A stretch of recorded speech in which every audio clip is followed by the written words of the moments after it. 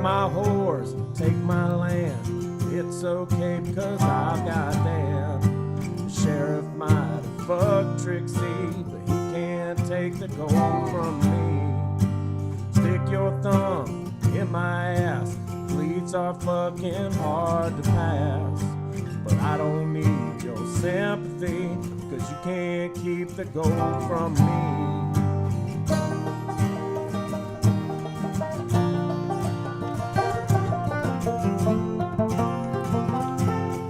Slit your throat, feed the hogs, buck-toothed beavers slapping logs. You can't keep the gold from me. Welcome to another episode of Anyways, which is a video podcast about the television show Deadwood. Today we are reviewing and discussing the third episode of the first season of Deadwood, which is entitled Reconnoitering the Rim. Unfortunately, we already did this. We're from the future with nicer microphones, but unfortunately the audio was bad on our original recording. So we just watched the episode yet again, and now we're going to discuss it yet again. I'm Ben. I'm Jordan. I'm Lauren. I'm Chad. Yay! What do you guys think of Reconnoitering the Rim? I personally love when the rim is reconnoitered. Yeah. In general. What does that mean? They reconnoitered the edge of the gold claim when they go to like. What is reckon? I think it's like you go check it out It's like to make sure prospecting there's it. gold there. It's like to verify. I feel like Bullock when he's talking to the child pornographer. What's his name? Jeffrey Jones. Jeffrey Jones. Jeffrey Jones. Jeffrey Jones, yeah. And he's like, I don't know. What does that mean? Right, Edify for the edification of his readers. Well, Reconnoitering. I think reconnoiter usually is like spies at war, like they're looking at the enemy territory and figuring out what's going on in enemy territory. No. And I think with this, it's like a lot of language in Deadwood is suggestive, and I feel like this is probably a double entendre title. The first thing Yes. that happens is the Ellsworth meets Dan at the thing, and Brom hasn't come. right, and they say the something first about going to the gym, and like I said, I always think they're going to the gym to get on the ellipticals. Well, Work on their face. See you at the gym. I love that. The first thing we see is Ellsworth is giving a speech to his dog, formerly Tim Driscoll's dog, about how he couldn't catch a woodchuck. That's right. And he's just lambasting him for not being able to catch woodchucks. Right. So, The loser dog. then we cut to Tom Mason / Nick Offerman's funeral. And This is the second, this is the second brother of the but this is the people- second funeral we've seen Yeah. because of Bullock being a part of somebody getting murdered. Yeah.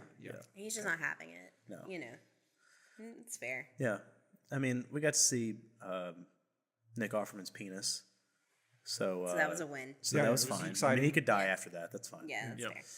I can die now. Yeah, happily. And the Reverend is like staring directly at Bullock and saying that we all need to be a part of the community. Right. And Bullock is just wants to kill him, and that's Yes. pretty much what happens. Yeah.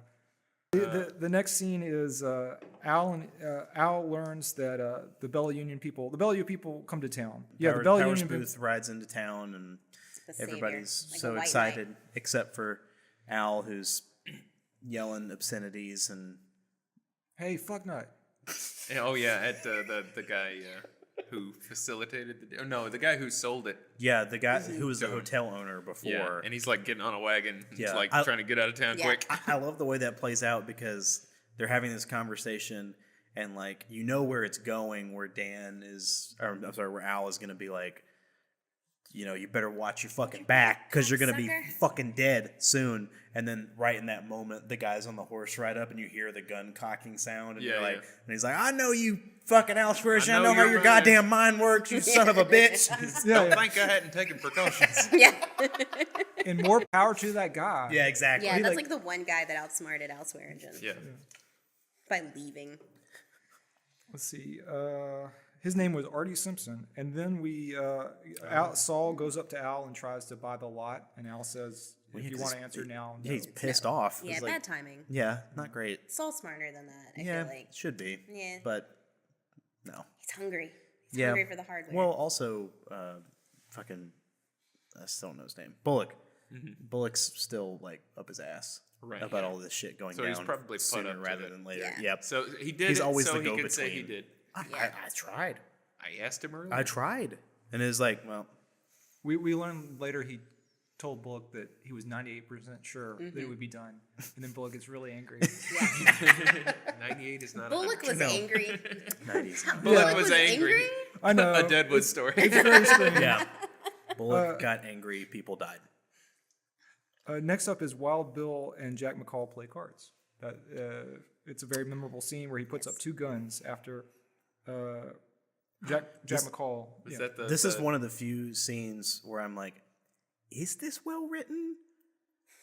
Because he's just saying the word cunt over and over again. But he says it so powerfully. He does say it very powerfully, but it's like, I don't know. It's like strangely written to where he just keeps reusing the same insult over and over. It's Your prodding. your cunt lips and your Lips look like a cunt. and your fucked up eye your looks like drooped a eye. Looks like like a the fucking hood of a cunt. I think yeah, they were just trying to pretty much be like, hey, Keith Carradine, how good of an actor are you? And Yeah. he was like, well, yeah, no, I'm this good. And I believe pulls it. out Yeah. a briefcase and opens it up, and it's got like the C word. And he like takes it out of a glass case. How about you say this 19 May times? I And he's like, I'm present going to you- to kill it. I'm really good with one of these. And he like passes it across the table. Well, it gets really close in his face. You can't say that in Britain. It's very uncomfortable because you see the closest we've ever been to the Wild Bill's face, and he's Right, just yeah. saying it with such disdain and anger, and it's Yeah. just so cold, and it's You feel like beautiful. he's gonna pull his gun Yeah. Yeah. in that moment. And thank God they're both already up where he could On get the them table. easily. Yep. The better writing is in his insults. Jack McCall, Garrett Dillahunt's Yes, insults, because he's yes. all like, "That's one in a row for you, Wild Bill." I love that so much. Fucking. He's got a lot of chutzpah for like having teeth that Well, bad. that's one in a row for you, Wild Bill. It's just so. I guess even a stop clock's gotta be right twice a day or whatever. Yeah. And he's just really excited to be talking to a celebrity. I feel like that's his issue. Is like he wants to feel special, and he can only express that specialness through needling him about cards. I Right. guess. He just wants to prove that he's better than Wild Bill Yeah. At anything. at anything at all, Yeah. but not at gunfights because he knows he'll die. No, no. Playing cards, what I meant. Yeah, and he immediately backs down when all Wild Bill has to do is like pull a gun out quick, put it on the table, and stare at him. He's like, "I don't want to get no gun." You know, it's like it's Right. a really, Yeah. I don't know. Poor Jack McCall. He's Poor Jack. Piece of shit. Poor bastard, terrible teeth, Jack McCall. He deserved to get thrown into the mud. He really did. He had it. Hiked up by his britches, He got thrown a into the. wedgie and a mud sandwich. I mean, that's like a really bad day. this. Yeah, this is when he goes to Seth Bullock and Saul's hardware tent, and Plastered. he's plastered, and Yep. he's talking about how he's good at beating Wild Bill at cards. And Yeah, and how he's basically how he sacrificed going out and mining for gold so that he can teach Wild Bill a lesson. It's a noble. It's a noble. Yeah, yeah. It's a noble pursuit. Yeah, not all heroes wear capes, Chad. So, Some of them wear cunt hooded they were cunt-hooded eyes. eyes. Yeah. He does imply that if Bullock had been a better salesman, which Charlie Utter and Saul both agree that he's not a good salesman, but if he had been, he would not have. He would go prospecting. If Yeah. only Bullock hadn't like thrown him into the mud so horribly, Yeah, Jack McCall would now be a prospector, which would be interesting. What would history will never know. We'll Yeah, never know. but I like the very subtle dig at Bullock in this scene with Charlie, where he's like, "I could never be a retail guy. I don't have the patience for it." After he just fucking threw this guy in the mud for saying 2 words or something. I feel like everyone that's ever worked retail has felt that moment Yeah, in yes. their heart. That was for everybody. That was so satisfying. That was really to watch nice. that dipshit get thrown in the mud. That's right, Karen. You can call the manager. Right. It's me. And then we have a conversation between Doc and Jane over the orphan child, where they decide to move her to the hotel. Brad Dourif in like 25 seconds being utter perfection. Yeah. Like, that's all it takes him. He doesn't need much. He doesn't need much. And I was saying this time that I finally realized why they were able to go to the hotel he actually explains it in this sequence, but sometimes you get so mired in the dialogue of the show that you just kind of like stare and you just watch people talk for a second, and then you like snap out of it and like realize that you're not paying attention to what's happening just because the dialogue's so dense that it's easy to get lost sometimes in it. And so like for like 2 episodes I was just like, why are they able to like go to the hotel again now? And I just did. I was just like, fuck it, it's fine, whatever. Absorbed in it. Yeah. Well, and Calamity Jane, anytime she's on screen, tends to your Right. focus shifts a bit. 'Cause Yep. how could it not? I mean, just a chiefly human. it was an exposition scene, but you're so taken with Durf and Calamity Jane in that scene. Give me that show. You get wrapped up in their charisma and sort of the chemistry between characters, and you're not even really listening to what they're saying. You just want to hear them jab each other, and that's it. Let's see.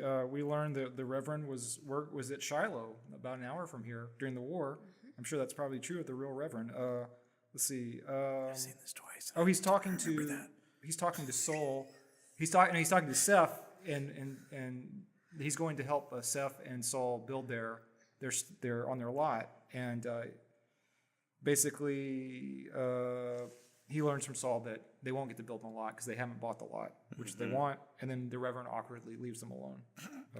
Oh, after they say "God damn." Yeah, because Bullock screams, "God damn it!" It feels like a good time to leave if you're a Reverend. I mean, he does like a polite like. It's like Bye. it's like a dog that you have to kind of like be mean to get it to leave you alone. Right. And it just makes me feel gross. That seems to be true of most of the random conversations in Deadwood, as based on like every anecdotal moment of this episode. Yes. Tired of your talking, boy. You have to be mean to people to get them to get it. Right. You know? They're usually drunk in their defense. Yeah. So. But it is an easy way to get people out of a scene. You just start screaming at them, and then it's like the character exits, pursued by screams. Yeah, this person doesn't need to be here for this next conversation. Let's have them just say insult something them. that annoys Bullock. Let's insult their way out of the scene. Yeah. You should try to put cunt in there. Yeah. So, Tired of listening to you. my favorite way to get anyone to leave me alone from now on. Or just have them desert people. I'm gonna desert you now. I'm gonna I'm gonna desert you. The Reverend shows a lot of self-awareness. He puts his hand up and he goes, or maybe he doesn't even move his head, but he just like he shows some self-awareness. So good for him. Then we get Jane tries to take Sophia the orphan into the hotel, and Farnum tries to refuse. Been watching those two together too is also Right, because she's complete so abrasive and he's so aloof at all times. So it's just so it's like somebody who's just like a wall of spikes moving forward and then just like a pile of goo that it's running into. Right, yeah. It's like, what? No, you can't do that. He's always changing his reasons why things can't happen. It's like, what about it wouldn't be fair to the other people because that other hotel just closed down. They should have first say, right? Oh, jeez. Oh, like what an issue of decorum, and then Wild Bill's like to who, and he's like to no one of merit, I suppose, something like that. It's perfect. Yeah, because he can't bullshit then with Wild Bill because he's scared that he's gonna get shot in the head. It's a really fair reaction, I think, honestly. Aunt Palm's running my family.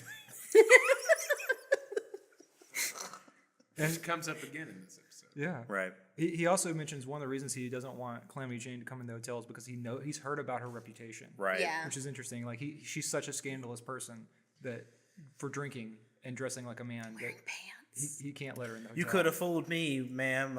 Something about her gender or Yeah. something. Yeah. If I assume you're, assuming your gender correctly. God.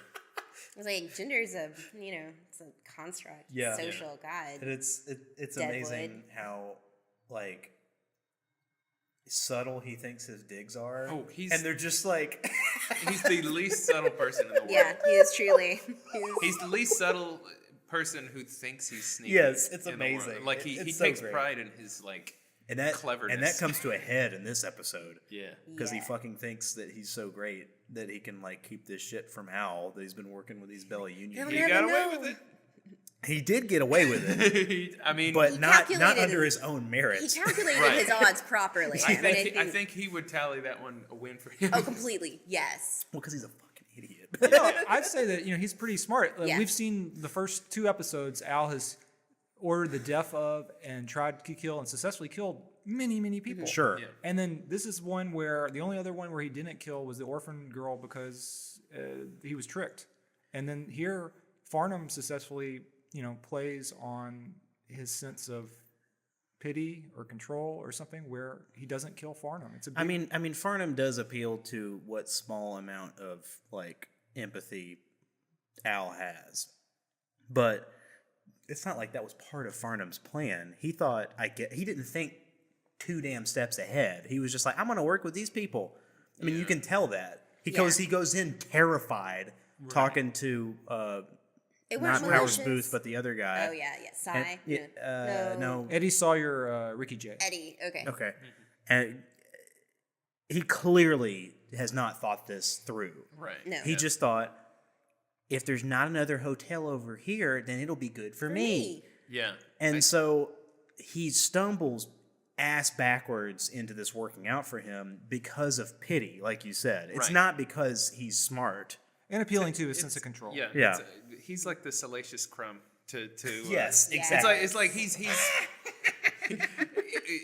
he amuses Al, and I think that's more to do with why he was. I'll be he interested to gets see away when with it. when that Wh- gets how- used up. Right. Yeah. Well, he's useful too, though, because if Al is like, all right, well, they know, but they don't know that I know, and Exactly. then I mean, Right, he yeah. knows that he's gonna be like the most useful commodity, and he's too stupid Yes. to really like outflank Al. Yes. Yeah. And so a smart, controlling person is going to keep that Yes. idiot Keep him close, thinking that he's like smooth. smooth. And yeah. then So it's smooth. interesting that the flip side of that is Powers Booth in this episode, Cy. So Al gets one of his dope fiend dudes to go over to Leon. Or he gets Jimmy Irons to get Leon. Yeah. Yeah. to go over to the Bell Union and talk to the craps Yeah, dealer they like do craps. and get the guy on their side. Mm-hmm. And then the guy shows up, and I didn't realize this first time I watched it. That was the guy, the red-haired guy,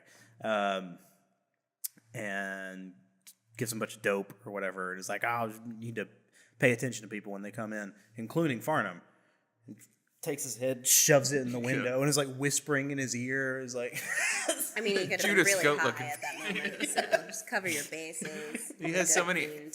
He has so many animal-like ways to describe Farnum too. He called him Judas Goat looking. something about mud paws or something. He said the coyote moving, looking, Yeah. or he said he moves like a coyote. Yeah. And then he says he has damp paws. Yeah, you mentioned the damp.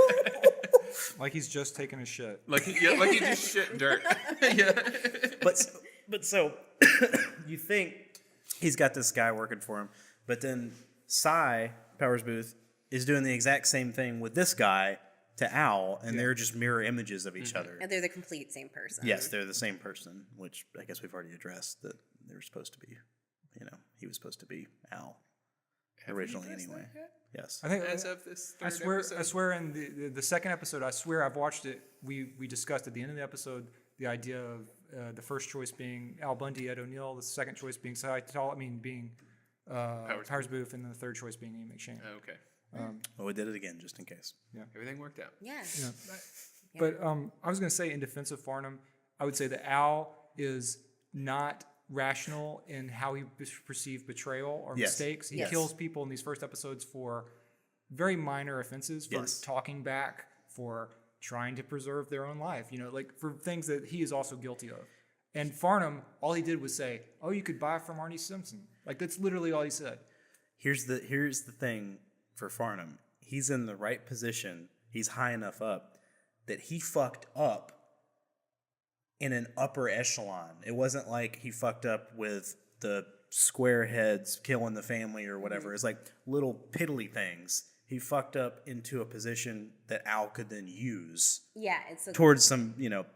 to his own end. mutually beneficial fuck ups. Exactly. Everybody we've seen that got killed or murdered so far were basically just peons. Or an inconvenience. Yes, was the Irish guys. Tim Tim Driscoll was just some fucking idiot that got fucked out of the money he was supposed to get by Al and him negotiating with Again, him. in Tim Driscoll's respect, like he I wouldn't say that his real crime was talking back to Al a little bit, but his stated crime was Also trying to make more money off the deal Yes. than he was supposed and to. assuming that like, well, that means I get the same percentage of more money now. Yes, and then Al told him to go fuck himself, and then he ended up with $20 in credit or something. Yes. But anyway, we're And a rehashing slit old throat. things. But there's that, and then Or stabbed. the three brothers that all get dispatched. The persimmon. Persimmon Phil and the The two Mason Persimmon brothers. Yeah, right, Oh, right. Mason And they're all, as we stated before, child murderers. So Right. like they're like they murdered a family, so they're very dopey and lovable. But we know through dialogue that they're also terrible murderers. Very Right. lovable child. But so those people are inconsequential compared to this Bella Union Yeah. thing. You know what I mean? Yeah, I mean I understand what you're saying, but I'd say from like a non-murderous person's perspective, like these are not crimes that even though bad crimes, you don't. So we shouldn't have to preface. We don't do capital punishment. I mean, in Tennessee, we actually still do capital punishment on people, but we. It's 2017. It's yeah, okay. But anyway, Al is Al is not rational. He did. Oh, I think it's really great though that Farnum brings up he overplays his hand per usual, but he does actually like hit a spot with Al when he brings up trust. He's like, well, you can burn Yes. it all down, but you gotta trust somebody. Short of burning all of Deadwood down, you gotta trust somebody. Exactly. Which then like the end, with Trixie like mirrors, he does have to trust somebody because Even if it's just to cut your feet, cut all the shit off your feet. yeah, Hell of a way to operate. yeah. But that is great that like even in that moment he's like, I could burn this whole place down, blah blah, blah. And he tells him like, oh yeah, I guess you could, Al, if you really wanted to, and you could see it in his eyes. He's like thinking like, yeah, I guess I could, Yeah. but maybe I shouldn't. And he slowly licks his lips. Sensuously. No, that was not Right next to sensual. him. That was. Yeah. But that He Farnum has a heard it big in old his ear. tongue. Yeah, big slug Thick. tongue. Yeah. Yeah. Jabba. Ugh. Jabba and Salacious Crumb. Having a We conversation. did it. We did it. You This is did better it. than the other All right, episode. you could end Yeah, it. it really Yeah, you could just quit it now. To go back to the earlier in the episode, Yes. there's the scene between Trixie and Al where he prepares to go across to the Bella Union, and this features a key line of song lyric from our opening theme song. He says, gosh, what do you say? Buck two fucking beavers rolling around the creek, slipping their tails in the water like we was hired entertainment, which led to our wonderful line in our theme song, Bucktooth beavers slapping logs. with some public domain footage of some beavers. Yeah, from a 1931 documentary about beavers, I think.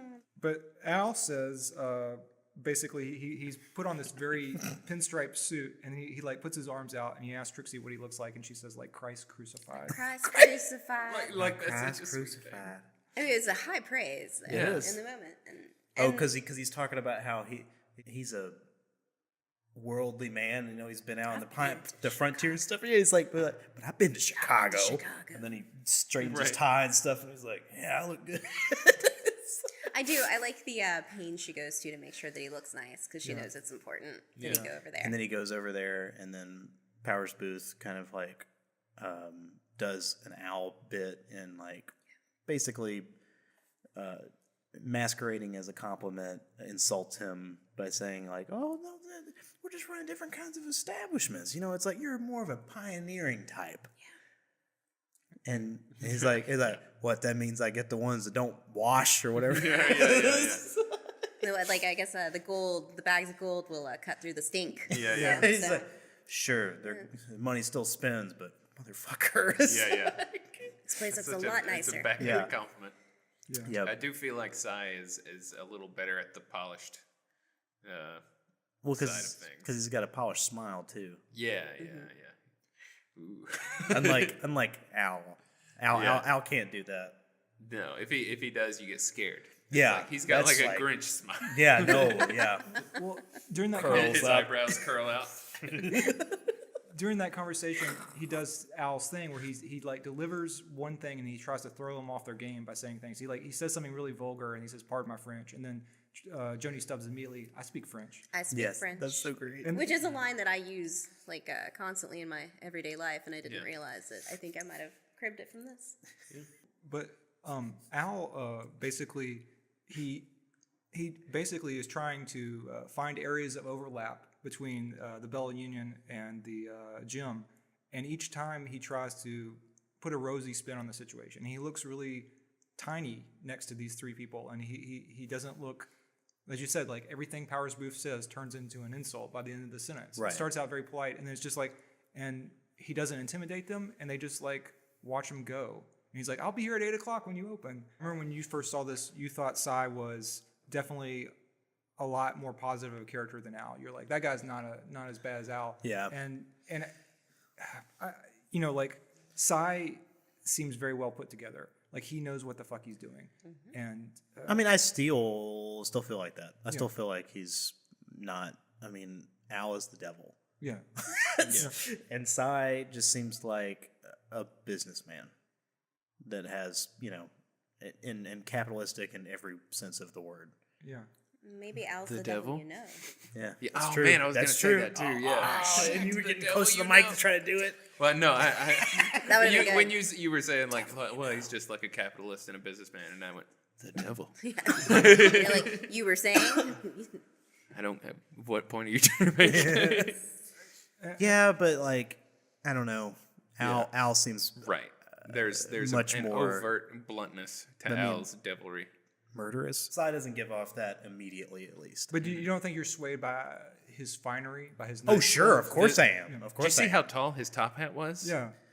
That's can a trust symbol the of man. status back then. And how great his smile is. Yeah, he's And It's his a great smile. extremely sexy voice. His voice is amazing. Yes. Yeah. Al's is too though, Yeah. Yeah, In a but different that way, rustic but in a gruffer way, I guess. Yeah. cocksucker kind of way. Cocksucker. The next scene chronologically is Brom meets with Wild Bill and Charlie Utter to discuss possibly employing them to shake down Al Swearengen. Oh my god. This scene Asleep is, on the stage. this scene is so incredible because he is talking A little bit.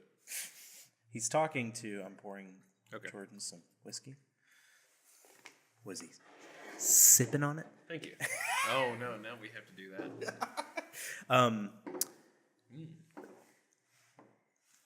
Oh, okay. So my favorite part of the scene is the climax of the scene where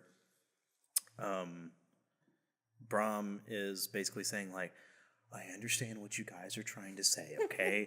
There's no honor among thieves. Yeah. They tell him that the guy left a blood stain on the floor. Right. I quite take your point. I quite take your point. There's no honor among thieves. And then he gets up and walks away, and they're just looking at him and like, what the fuck is he? No, I don't think he quite took your point. Quite. That's not what we're saying. They're gonna fucking kill you, you dumbasses. Why would you care if they betray each other? Why would I tell you that? That's the Why would you opposite need of to what we're know talking about. Yeah. Well, I mean, and Alma knows that too. Like everyone, yeah. pretty Oh. much everyone except that poor dumb. Alma has to drug herself up so she doesn't have to deal with dumbass. Yeah, that's fair. Yeah. He's a moron. Well, you know, And he deserves what he gets. I'm going to say that. I'm changing my opinion from what I said the first time. what did you say the first So time? you didn't. First time you didn't. I mean, Like the first time we shot episode 3? Yeah. Yeah. Fuck him. Because Brom He's has, an idiot. He's a moron. we don't kill morons. yeah. I know. We don't kill morons in this country. Look, he's an idiot.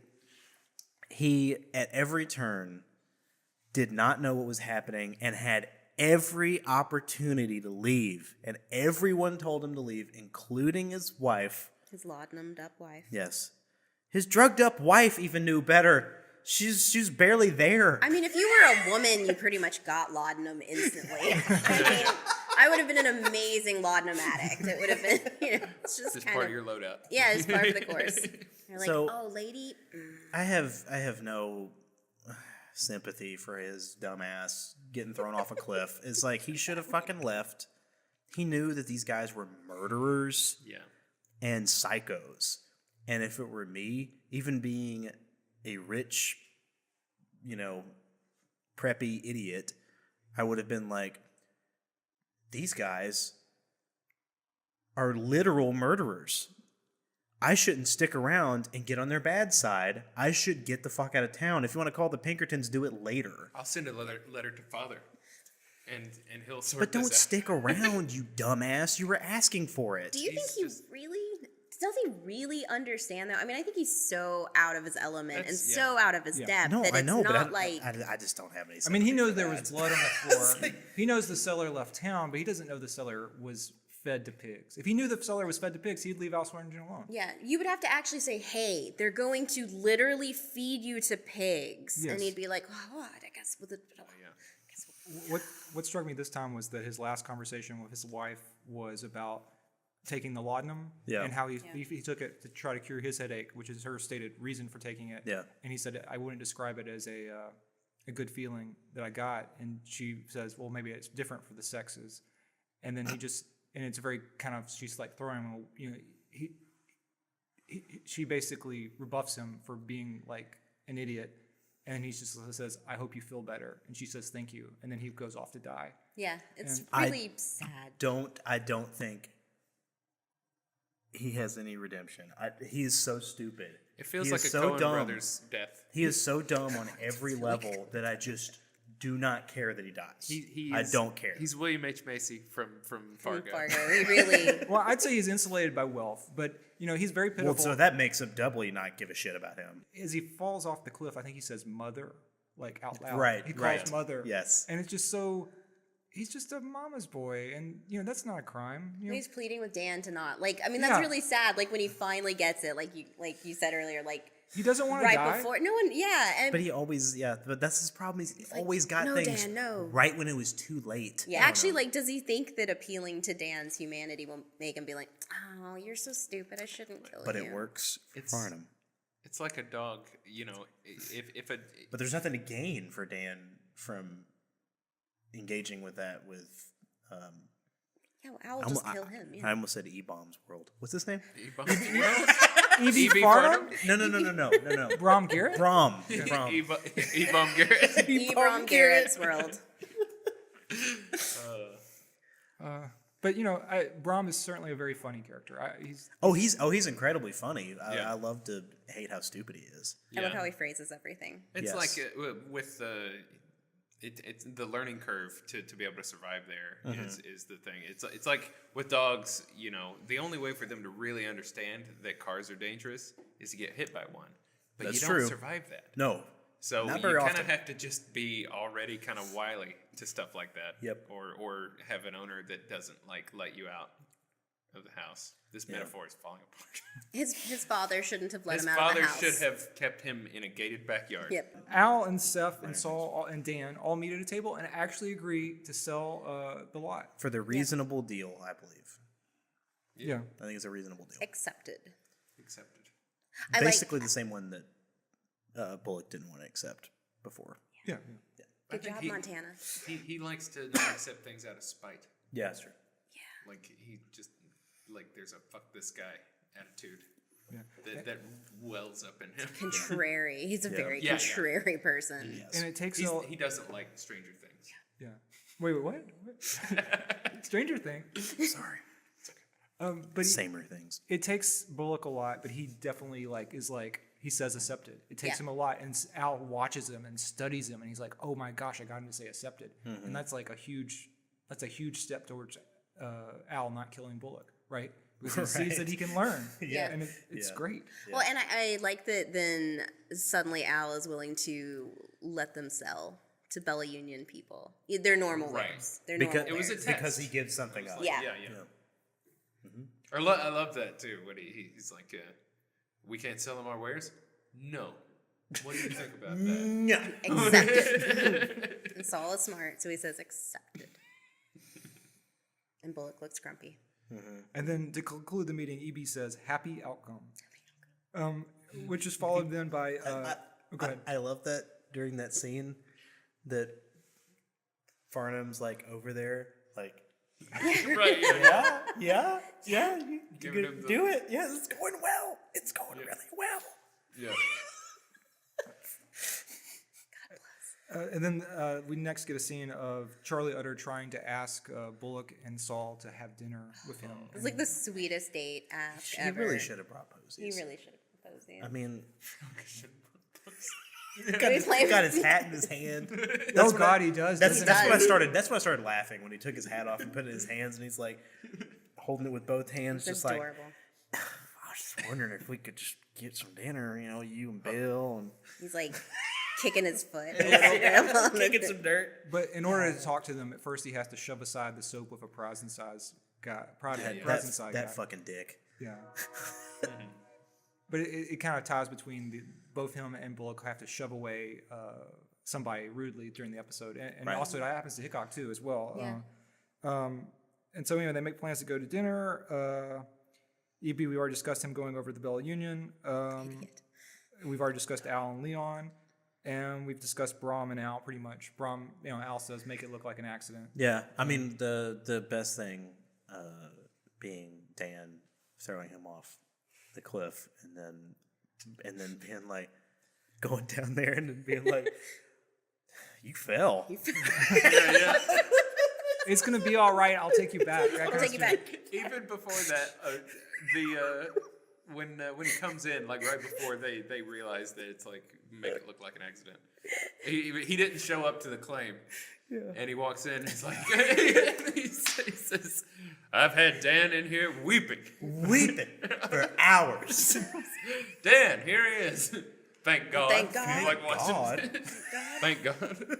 And then National treasure. Dan, during the course of the conversation, realizes that he means that he's going to have to kill him. Like before the conversation is over, Right. And Brom is still asking if he can get some hiking gear and what type of hiking gear he can take. Yeah. And he really feels that he mastered the conversation by using his Pinkerton thing. Yes. And it's really the thing that kills him, as you Yeah. said. Right. Yeah. Yeah. But But yeah, Bring a pickaxe. you fail. You fail. and then he I'm gonna take care of you. gonna take take care of you. Smash his head into a rock. And Ellsworth saw that And shit. fucking Ellsworth saw it. God damn it, Ellsworth. He like sneaky Yeah. got out of there because he Well, doesn't want to he- get he- like face He rocked. just does like an about face. He just kind of goes. As soon as that head hits that rock, he's like, fuck this. He already got a dog out of this deal. I turned so- around fast enough, right? I Yeah. didn't see it. I didn't see it. yeah. He fell. I heard you. Fine. There's also the saga of Wild Bill sleeping on the hallway floor and people talking. Which is He's a really fun. gentleman and Because when you first see that, it's E-Bomb's World, Brom. Brom. Yeah. You Brom's world. It doesn't matter. I don't want to talk about it anymore. Seeing Wild Bill laying out in the hallway, and then he's like, "See." Again, he's so unperceptive that you just want to gouge his eyes out, just like that other guy in the episode. Sort him out. Sort him out, because he's laying out in the hallway, and then you find out literally in the next scene, right, that Calamity Jane is talking to the kid and just talk. As she's always doing, just doting on Bill and just talking about how great he is, and just like, She loves her Bill. yep, Loves Bill so much. and how it's like he's out there just sleeping in the hallway so that you can get some sleep, and it's like, fuck it, oh shit, I owe you another penny. In Brom's defense, it's unclear whether or not he's sleeping in the hallway because he understood that the girl was in the room or because he was so drunk that he couldn't figure out how to open the door and get inside the room. I feel it's unclear. No, I understand, but like that's the difference between characters in the show is the power of perception and people being able to understand people, and Brom just never understands anything about anything, ever. That's fair. And so like anytime he shows up in a scene, he always takes the wrong meaning from everything, and so like the show is actively telling me this guy's a moron. Yeah. Do not care when he dies. Also, he's just like They're preparing you from Yes, the beginning. yeah. They're like, Chad, don't get invested. You're gonna laugh your ass off when he falls off this cliff. Another scene we haven't discussed is the scene where the fan of Wild Bill, the angry version of the fan, discusses gouging someone's eyes out. Yes. There's the bigger guy who's talking about Seeing what a terrible fucking actor you are, Wild Bill, and he's like, well, yeah, I am. I'm a fucking shitty ass actor. I'll give you that because I didn't give a shit about any of that stuff. It's Right, like that's Bill kind of the Booth. gist of it, and then he keeps making fun of him, and then Wild Bill's like, "How are you so damn patient, Montana?" And then that's when that other guy who's standing next to him, which apparently they don't know each other, which is strange that they're standing next to each other. Drunk but anyway, and adjacent. Wild The Bill. Deadwood story. Wild Bill is somebody who's you've read about in like dime store novels. He's a celebrity. And so Yeah. we're both But standing yeah, around. to that's see true. him. That's true. That's true. And so, but then the other guy is just like taken up for Bill, but in like the wrong way, and just keeps like chases this guy off, tells him to go fuck himself, and then just proceeds to tell about the other times that he's like fucked other dudes up in order to like protect Wild Bill's reputation or something. Like His good Wild name. Bill gives a shit about that. The angry fan. He has like a small. He's in a few episodes, and I think he's appeared maybe in one more episode, like one episode prior to this, where it may happen after this, where Calamity Jane is walking and then she sees somebody and she just insults their face as being ugly, and I think it's that guy. So he may have started out as an extra like Richardson, but he gets progressively more interesting scenes. He doesn't have many scenes, but he's good at what he does. And there's a moment where he turns philosophical that I really like. It's coming up. Did we talk about earlier in the episode when Farnum was repeating everything that Al was saying? It's like a parallel or whatever of like the audience watching this show and like not understanding half of what anybody's saying. And so like people sometimes have to like repeat things within scenes to do, and in this one scene Al is just not having it. Right. And just don't stop fucking repeating everything I'm saying. That's exactly what I'm fucking saying right now. And it's like, yeah, but nobody understood what the fuck you just said. Well, and then it was called back at the last. It's like the last thing when he's like, "Go over there and take a look at those Bella Union people." He's like, "You want me to go look at the Bella Union people?" And he's like, "You can't help yourself." So it was pretty great. Oh, is that what that was? I thought it was a okay. callback to like, Okay. "You dumb Yep. bastard. Yep. I'm just not gonna murder you today. Later, Yeah, maybe later, maybe." right. Buck-toothed beaver slapping logs. You can't keep the gold from me.